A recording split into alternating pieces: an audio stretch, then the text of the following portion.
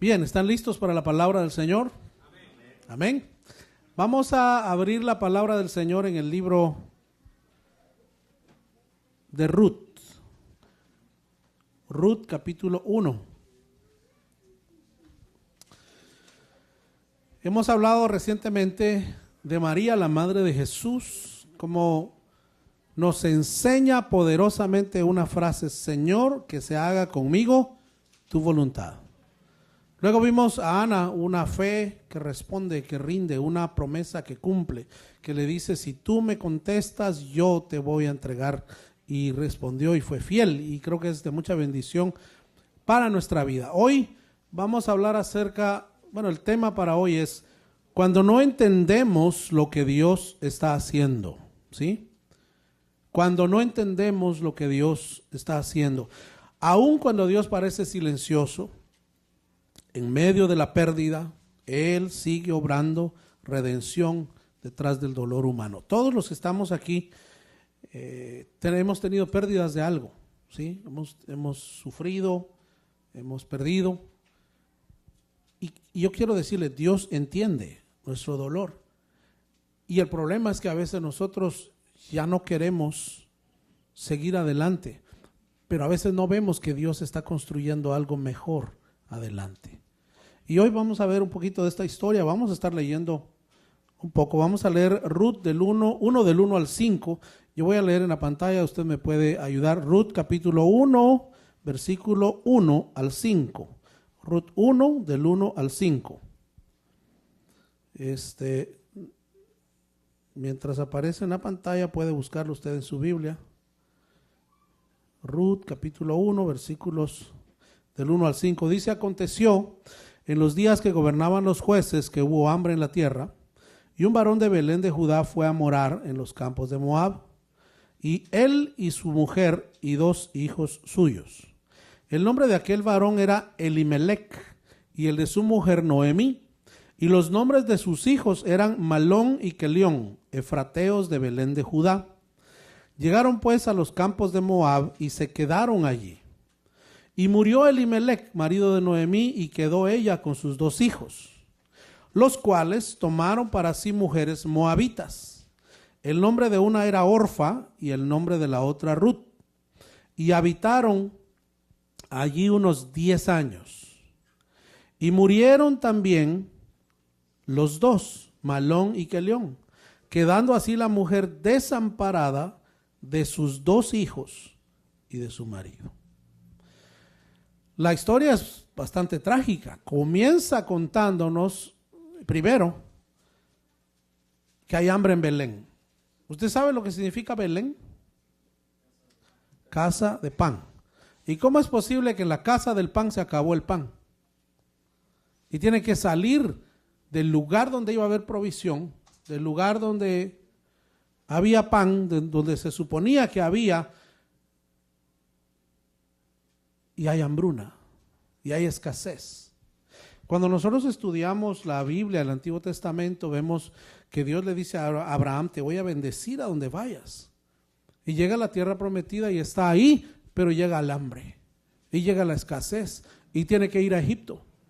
Y va a Egipto y tiene experiencias en Egipto, entre ellas Abraham falla, miente porque le quieren quitar a la mujer. Y él dice: no, es mi hermana. Y era cierto, era una verdad a medias, era su hermana, pero también era su esposa.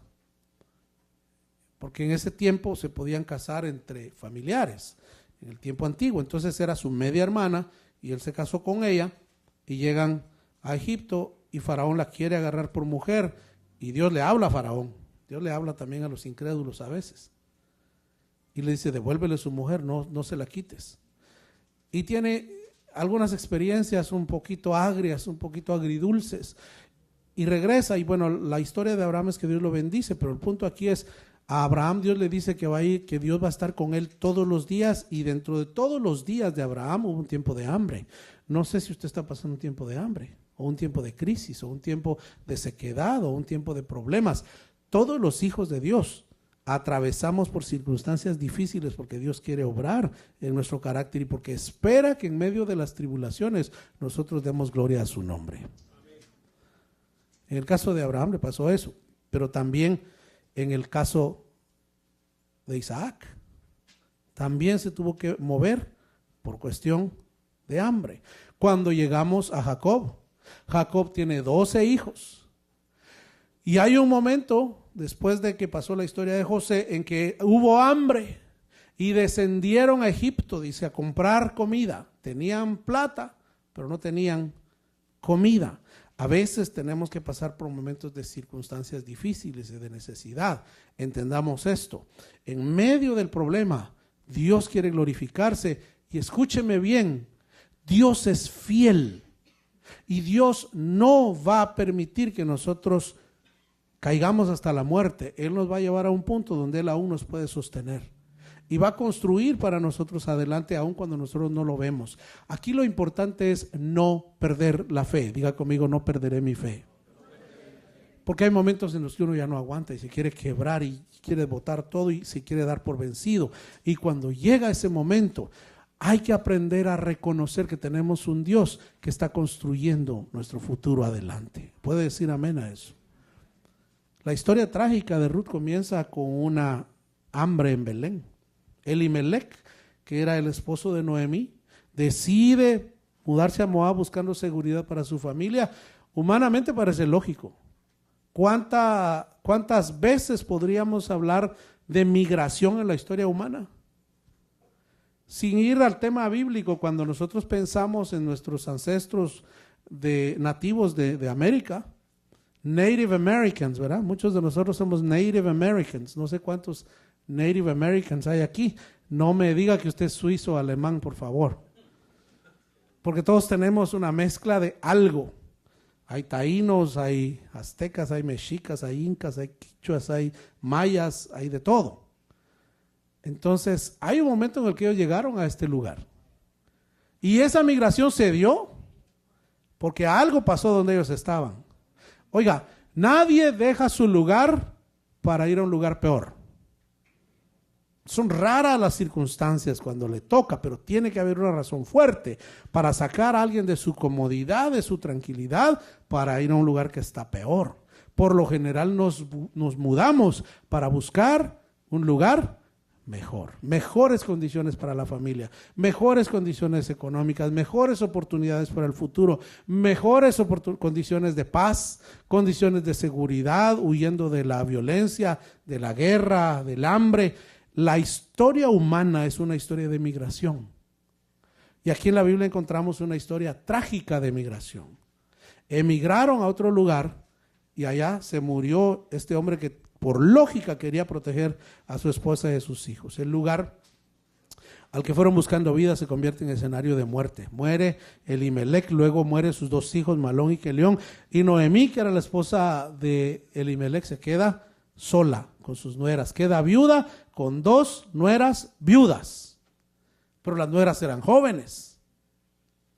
Y entonces esto es lo interesante de la historia. Hay decisiones que parecen prudentes en el momento, pero no evitan el dolor. Porque Dios permite que haya dolor en nuestra vida para formar nuestro carácter. Entonces hay decisiones que nosotros decimos, pues no, Estados Unidos es mejor. Algunos aquí dicen Canadá está mejor, España está mejor. Ya dentro de poco van a empezar, China está mejor. Y se mudan, pero eso no va a evitar que el dolor venga eventualmente, porque Dios va a trabajar en nuestro carácter. El problema no es solo económico. Nosotros los humanos tenemos muchas circunstancias, no solo económicas. Este texto que leímos transmite un vacío existencial. Noemí no perdió solamente personas, perdió estabilidad, perdió sueños, perdió cobertura y perdió futuro. Mire cuántas cosas perdió. Cuando hablamos de estabilidad, ¿qué pasa cuando se nos mueve el piso? Cuando nos quitan la casa, cuando nos quitan el carro, cuando nos quedamos en el aire. Se siente feo, se siente un hoyo en el corazón, en el estómago. ¿Qué pasa cuando perdimos sueños? Y decimos, ya pasó la vida y no logré hacer nada. Yo quiero decirle, Dios sigue cuidando de nosotros. Hemos cantado, hemos recordado, Dios cuida de mí, bajo la sombra de sus alas, Dios cuida de mí. Diga usted conmigo, Dios cuida de mí. A veces perdemos cobertura. Decimos, bueno, y ahora no está papá, no está mamá, no está, ¿qué voy a hacer? A veces Dios permite esos apretones para glorificar su nombre, para fortalecer nuestra fe y para formar nuestro carácter, y más adelante nos va a bendecir. A veces sentimos que se pierde el futuro, pero yo quiero decirle que el que confía en el Señor, su futuro siempre va a estar seguro. Muchas mujeres cargan silenciosamente pérdidas profundas, relaciones, proyectos, años invertidos, familia, salud emocional. Esta mujer Noemí representa a la mujer que siente que la vida le quitó demasiado, que ya no hay esperanza, que ya perdió todo.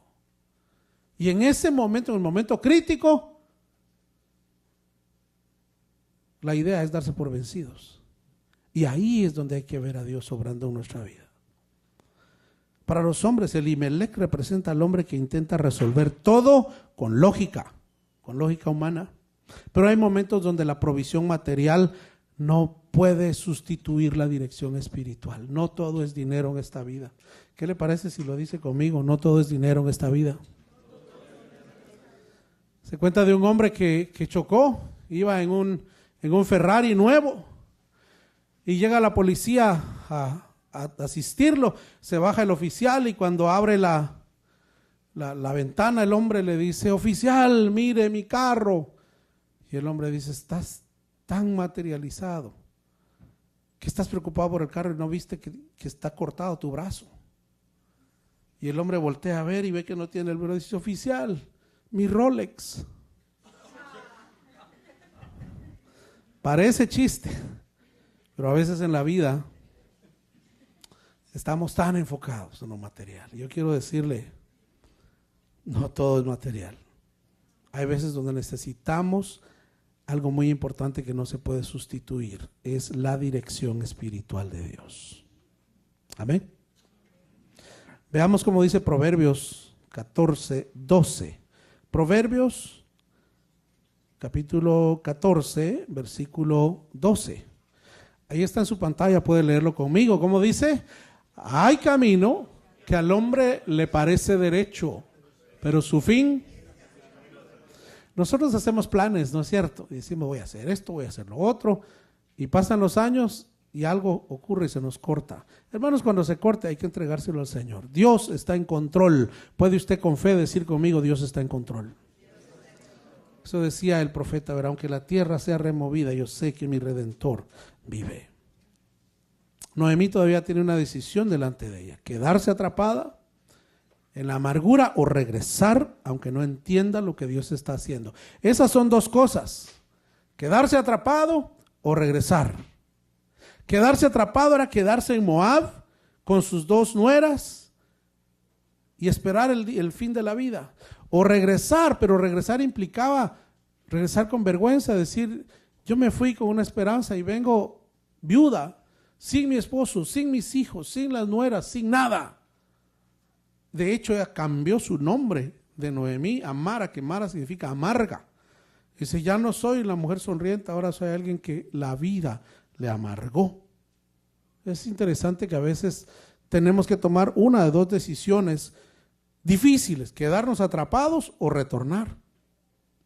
Y ahí es donde la dirección espiritual es importante, donde la presencia de Dios en nuestra vida es importante. ¿Están acá?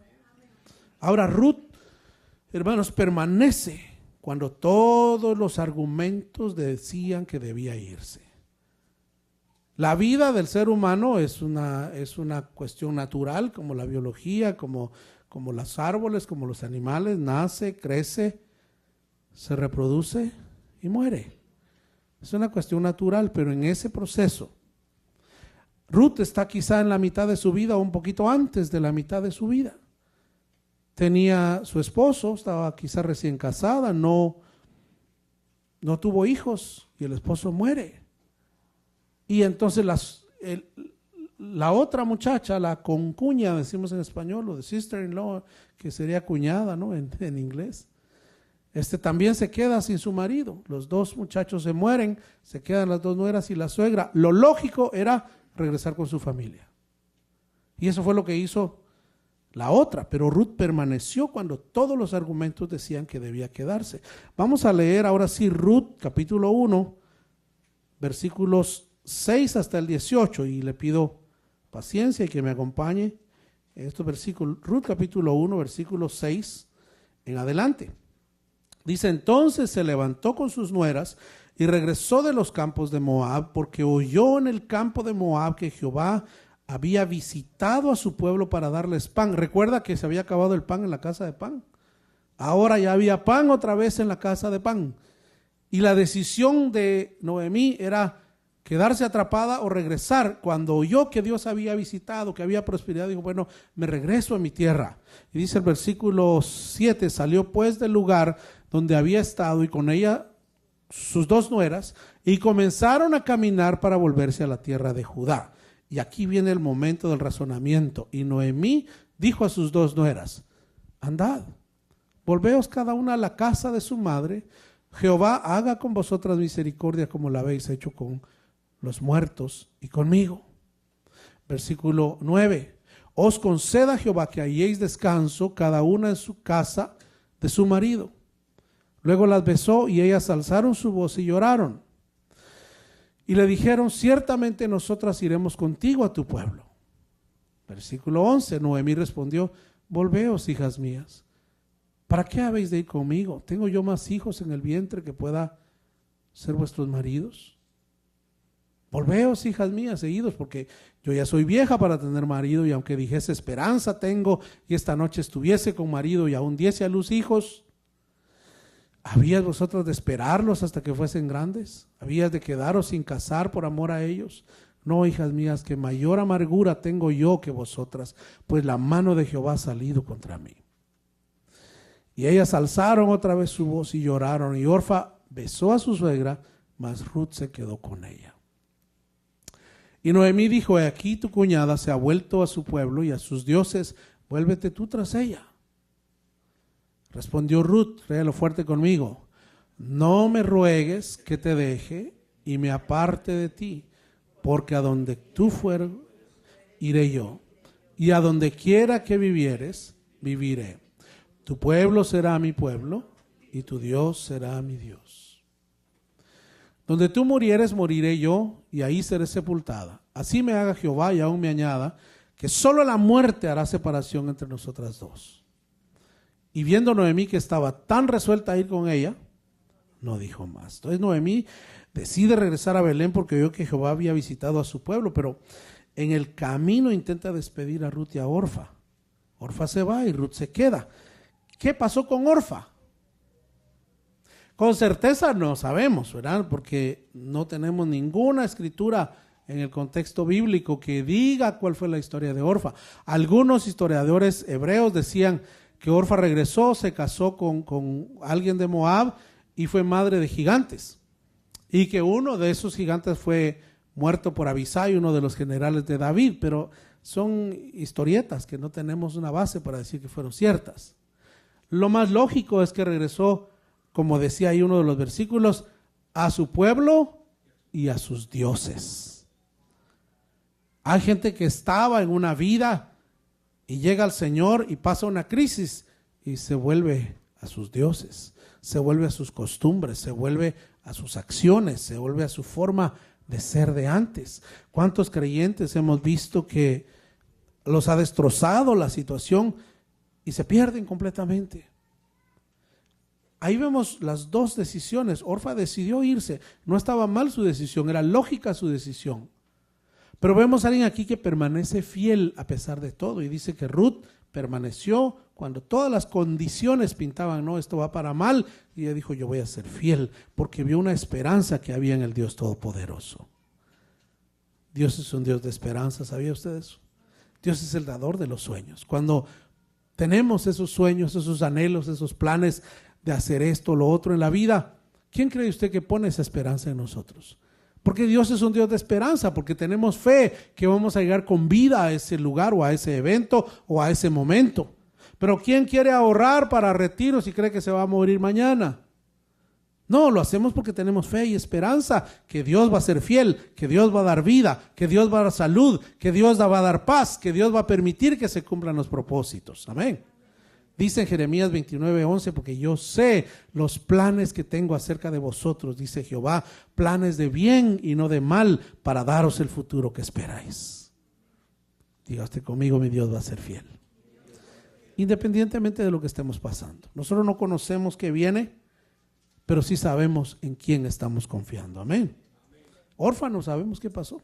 Regresó a su gente, a sus dioses, no se volvió a mencionar en la Biblia. Ahora, aquí aparece una de las declaraciones más poderosas de fidelidad en toda la Escritura.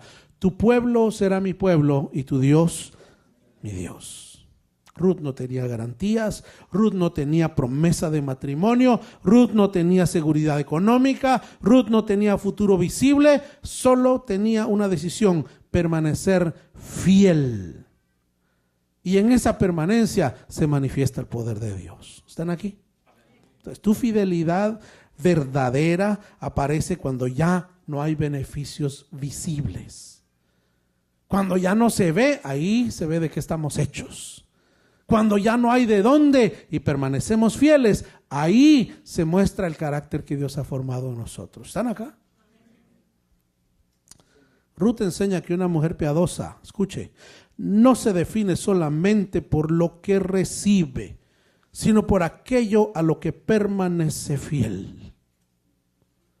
Muchos hombres son fieles mientras todo funciona bien. Ruth confronta a nuestra generación porque ella mostró una lealtad que muchos creyentes modernos no muestran ni hacia Dios ni hacia su familia. Ruth, cuando se casó con su marido, dijo: esta es mi suegra, esta es mi familia y voy a ser fiel y la voy a acompañar y la voy a cuidar aunque mi esposo muera. Pero mucho creyente contemporáneo solo se separa o se muere la compañera o el compañero y se va, se desaparece, no se sabe de él o de ella.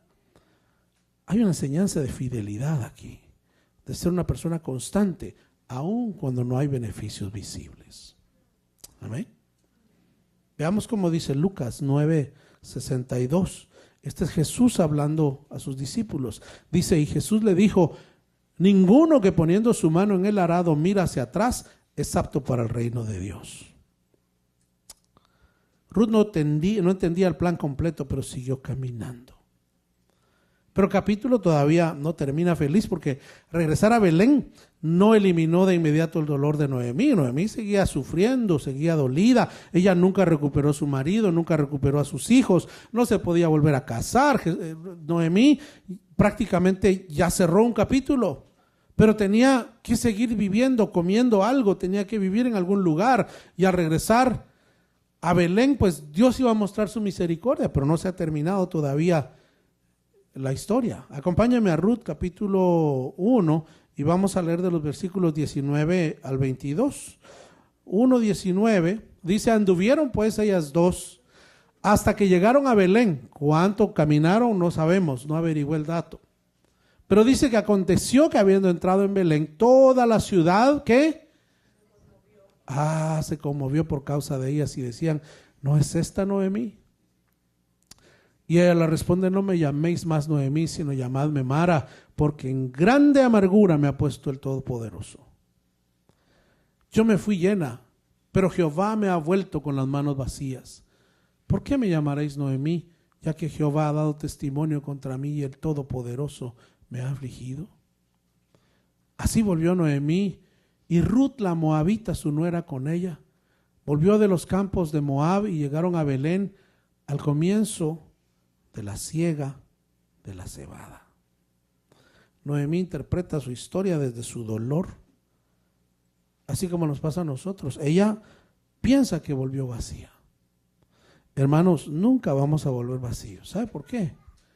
Algo aprendimos, en algo crecimos, algo obtuvimos, alguna experiencia hay. Y las experiencias difíciles nos enseñan, nos fortalecen, nos ayudan. Esos momentos de encarar situaciones difíciles nos hacen más fuertes, ¿cierto o no es cierto? Entonces Dios espera que seamos más fuertes porque al fortalecer nuestro carácter somos más dignos de bendición. Vamos a saber manejar mejor las bendiciones. Si nos da, sin nosotros estar preparados, nos vamos a matar solos. Pero cuando nosotros tenemos el carácter para manejar la bendición, Dios nos va a bendecir. ¿No es cierto?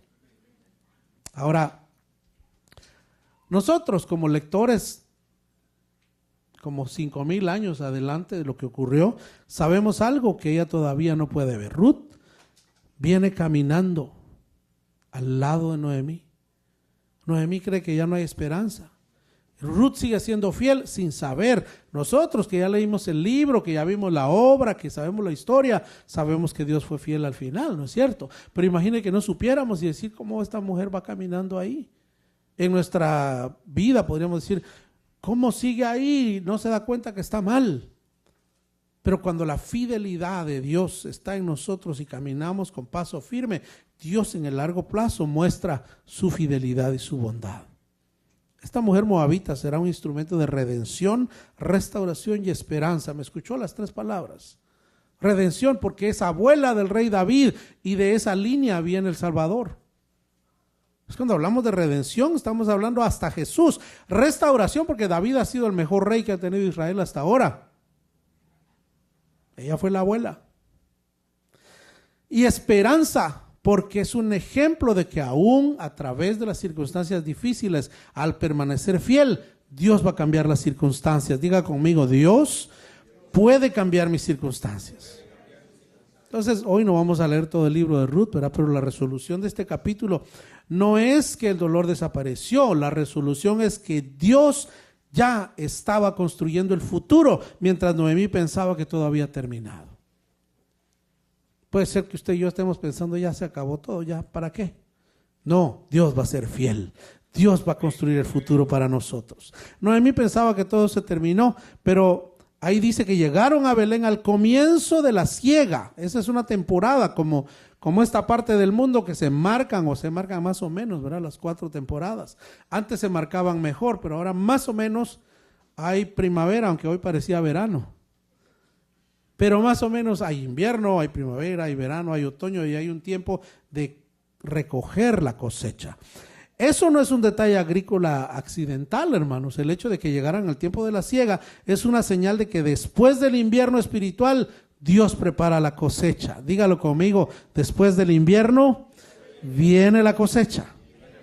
Entonces, cuando nosotros creemos que solo estamos regresando derrotados, Dios puede estar posicionándonos para redención. A veces no lo vemos, a veces pensamos, esto es lo mejor que me ha pasado y no lo puedo soltar. Y Dios dice, tienes que soltarlo porque tengo algo mejor para ti. Pero como no lo vemos, la lógica nos dice, no lo sueltes. Pelea por eso, aférrate. Y a veces Dios nos quita de las manos algo y nos duele y lloramos y nos quebramos. Y eso se vale. Lo que no se vale es morirse. Lo que no se vale es dejar de creer y confiar que Dios nos va a sostener. Le digo una cosa, Dios no miente, Dios no falla, Dios es fiel, Dios nos va a sostener, hermanos. Hay muchos creyentes que interpretan su presente antes de tiempo. Pensamos que Dios terminó porque todavía nosotros no vemos la cosecha. Pero escúcheme, Dios puede usar incluso sus temporadas más oscuras para levantar un legado, para levantar un propósito, para levantar restauración. El liderazgo espiritual no consiste solamente en tomar decisiones fuertes, sino en permanecer sensible. Diga usted conmigo, ser sensible a la dirección de Dios. Entonces, a veces queremos liderar con fuerza, queremos manejar nuestro hogar con cierta fuerza, pero tenemos que ser sensibles a dónde nos está llevando Dios. Tenemos que estar dispuestos a decir, me equivoqué. Tenemos que estar dispuestos a decir, Señor, enséñanos, ayúdanos, danos sabiduría. Y aún así, a veces las cosas se quiebran, se rompen y se caen. Y aún ahí, Dios va a ser fiel, hermanos. Porque a veces las cosas no se arruinan o no fracasamos porque nosotros cometimos un error. ¿Sí? Y esa es una cuestión que afecta la autoestima, particularmente de los hombres, pero creo que de todos. Cuando algo se arruina o cuando fracasamos en algo, nos echamos la culpa. Pero a veces no fue nuestra culpa, a veces Dios preparó y permitió que pasáramos por ahí, porque Él iba a ser fiel, porque Él tenía algo más para nosotros más adelante. ¿Lo acepta usted? Entonces el asunto es aprender a ver a Dios a pesar de, en medio de las circunstancias que estamos atravesando. Nosotros no sabemos por qué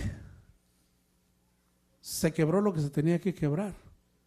¿Sí? Y nos culpamos y nos hacemos responsables. Y el enemigo quiere que nosotros nos hagamos responsables.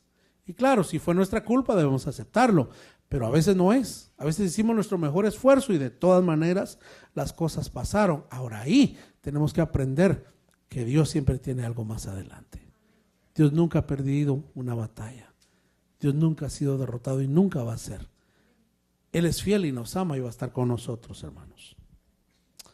Mire cómo dice Romanos 8:18. Romanos 8:18. Si lo tiene, le invito a que lo busque en su Biblia. Romanos capítulo 8, versículo 18.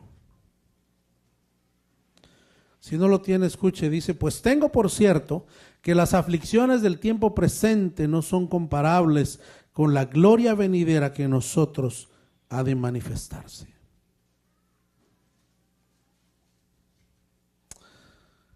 Cuando Pablo escribió esto, se lo está escribiendo a los creyentes que vivían en el Imperio Romano. Hoy día nosotros tenemos ataque de todo tipo de corrientes, de gente que dice: no, el cristianismo lo inventaron, los libros manipularon, hubieron libros que escribieron, esto los prohibieron, diferentes grupos cristianos tienen diferentes cantidad de libros en la Biblia, en su Biblia, y entonces el creyente que no lee, que no estudia la palabra del Señor, que no camina con Dios, tiende a sentirse confundido. Pero por ejemplo la iglesia cristiana tiene muchas ramas. No solo la iglesia católica y la evangélica. Antes de eso hubo una fisura grande en tres partes. Estaba la iglesia de Roma, estaba la iglesia ortodoxa y estaba la iglesia oriental. Cada uno de esos tres grupos es la iglesia cristiana. Tuvieron problemas por liderazgo, tuvieron problemas por distancia. Hicieron un par de concilios donde se reunieron y hubo uno en particular importante, el de Nicea, en el año 300, donde se reunieron para ratificar lo que desde el siglo I se creía: estos son los libros de la Biblia. Y algunos de ellos decidieron incluir otros, pero realmente los que están desde el inicio son los que tenemos en la Biblia, los 66 libros de la Biblia. Hay gente que dice: pero no, es que manipularon los escritos. Sí ha habido manipulación o intentos de manipular, pero Dios ha sido fiel a guardar su escritura a través de los siglos. Por ejemplo, si usted va a Turquía hoy día, Turquía es un país muy interesante, hermanos, porque hoy no lo tomamos en cuenta. Hasta el año 2000, por ejemplo, era el país musulmán menos evangelizado del globo. Yo les decía hace una semana, pero es un país donde ahí, solamente en Turquía, porque Turquía tiene parte en África y tiene un pedacito en Europa. Y una mujer llamada Lidia fue la fundadora de la primera iglesia en Europa. Y en ese país de Turquía es donde están las 7 iglesias del Apocalipsis a quienes les escribió Juan. Y ahí en Turquía está la iglesia donde Juan murió predicando, el único de los discípulos que no murió martirizado. Y no murió martirizado porque se escapó desnudo de morir en una olla de aceite hirviendo. Y después los cristianos lo escondieron y logró liberarse y murió anciano, y cuando tenía alrededor de 90 años escribe el Apocalipsis y terminó pastoreando en una iglesia. Existen videos, fotos y los vestigios de la iglesia están ahí. Hay una ciudad en Turquía que se llama Capadocia. Y cuando usted va a Capadocia va a encontrar montañas, y dentro de las montañas va a encontrar cuevas donde cristianos huían de la persecución. Hay una montaña, hermanos, que tiene varios niveles de cuevas, donde están alrededor de 20 pies bajo tierra, y vivían cómodamente ahí. Y hay cuevas donde está no rayado como las cavernas que pintan de los neandertales, no, pinturas con colores donde hablan de Cristo, donde hablan que Jesucristo es el Señor. Cuando nosotros nos confrontamos en nuestro mundo actual a la cultura que está en la escuela, en las universidades, en la calle, diciendo mentiras sobre Dios, podemos ver la historia escrita en las cavernas de Turquía y decir: Dios fue fiel con esos creyentes, va a ser fiel conmigo también. Cuando nosotros encontramos historias como la de Ruth y nuestro mundo se desquebraja, podemos decir: yo puedo permanecer fiel porque Dios va a ser fiel conmigo. Hoy vamos a terminar temprano, le quiero dar 3 conclusiones. La primera es que el dolor puede vaciarnos emocionalmente. Hermanos, cuando hay un problema, van cambiando las prioridades, ¿no es cierto? Estamos bien y nos enfermamos, el trabajo y todo pasa a segundo plano. Pero aparte de la enfermedad pasa otro problema mayor. Aún con la enfermedad trabajamos porque hay algo que hacer para resolver el problema. Lo que sí es cierto es que cuando tenemos una crisis o un dolor, pues nosotros experimentamos que el dolor puede vaciarnos emocionalmente y drenarnos y uno termina cansado, ¿no es cierto? Tengo un amigo que la semana pasada murió su esposa de cáncer en Canadá. Ella había estado sufriendo con el cáncer por más de un año, hasta que llegó al estado de coma y murió. Y él está aquí en New York y me dice: yo quería ir, pero si me voy no puedo regresar. Y ya estuve aquí ayudando todo lo que podía para sostenerle, pero ahora ya se fue. Y me dice: murió, me siento culpable que no fui. Y me dice: todos los días hablaba con ella y ahora veo mi teléfono y ¿a quién le voy a marcar? Era la única persona a la que todos los días yo le llamaba y ella me llamaba. Y me dice: me siento vacío emocionalmente, me siento destruido y no sé qué hacer. Pero sabe que el dolor puede llevarnos ahí, pero nuestro Dios es más grande que todo dolor. Nuestro Dios nos sostiene más allá de cualquier dolor. La segunda cosa es que aunque el dolor puede vaciarnos emocionalmente, la fidelidad se revela cuando no hay garantías. ¿Puede decirlo conmigo? La fidelidad se revela cuando no hay garantías. Cuando le dice: va a estar conmigo, pero no voy a poderle dar dinero, no voy a poder hacer lo otro, no le prometo.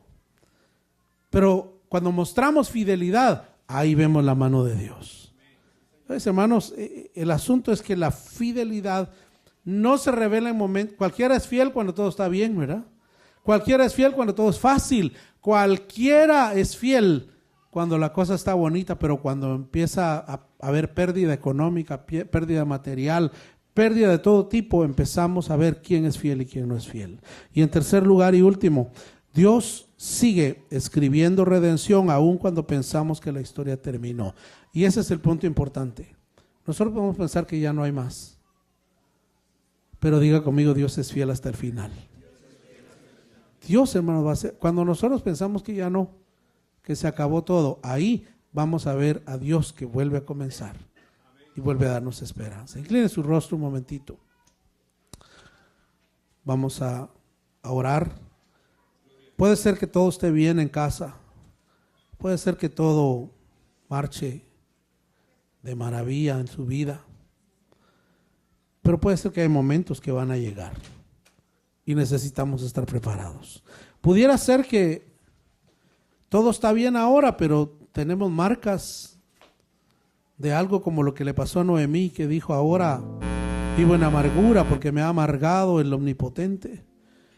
Y la amargura me tiene mal y ya no soy la misma persona. Es importante creerle al Señor y decirle: Señor, yo te voy a ser fiel a pesar de todas las cosas que me pasan. Es importante decirle: Señor, cuando no hay garantía, tú eres mi Dios. Si usted le dijo a alguien: tu pueblo será mi pueblo y tu Dios será mi Dios, hay que ser fiel en esos momentos. O pudiera ser que tal vez no todo está bien, tal vez hay crisis y usted ya pasó tiempo soportando ese problema y usted dice: hay momentos en que ya no aguanto. En esos momentos Dios te dice: Ruth es testimonio de que Dios es fiel. Ruth dio testimonio de que Dios prepara